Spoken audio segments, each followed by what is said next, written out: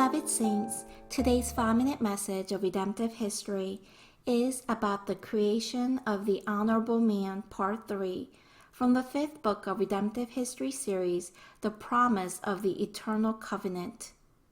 Last time, we learned about the triune God who created the heavens and the earth.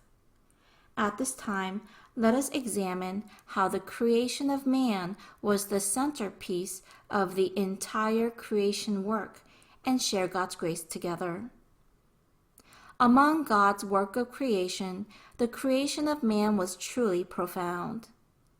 William Shakespeare said, "What a piece of work is a man, how noble in reason, how infinite in faculties, the beauty of the world, the paragon of animals."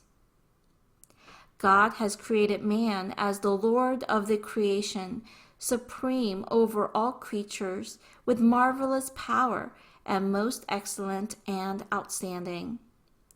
Therefore, among all creatures, man is the being who is given the task to fulfill God's purpose of creation. That is why the psalmist praised God in Psalms 139:14. "I will give thanks to you, for I am fearfully and wonderfully made. Wonderful are your works, and my soul knows it very well." Truly, God's skill in creating mankind is an awesome wonder that man just cannot fathom. Indeed, the human being is God's masterpiece. The account of man's creation was recorded twice, once in Genesis chapter 1 and once in chapter 2. Genesis 1 verses 26 to 28 speaks of the origin and the place of man as part of the entire universe and creation. Genesis 2 verses 7 to 25 explains the state of man who is to receive the covenant. Everyone, God created man last among all his creation.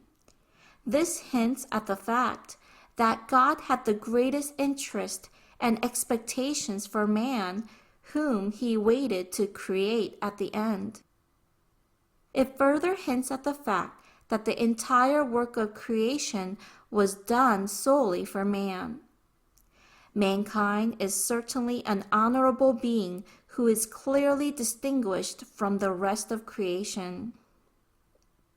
Man's honor is seen clearly and continually in the process of creation in Genesis chapters 1 and 2. It is notable that the word bara, which describes God's sovereign work of creation, is used 3 times in Genesis 1 verse 27 alone, which gives the account of the creation of man. Genesis 1:27 states, "God created man in his own image. In the image of God, he created him. Male and female, he created them." The fact that the word bara, which is used only to signify the work of creation that God himself performs, is used 3 times in Genesis 1 verse 27 for the word create, implies that God's glory had reached its climax on this day through the creation of man. Beloved saints, we are honorable beings distinguished from the rest of creation, whom God held greatest interest and expectations. We are God's masterpieces. Today, even as we weather severe hardships of this world, let us believe we are God's masterpieces and look toward God to gain victory. I bless in the name of the Lord.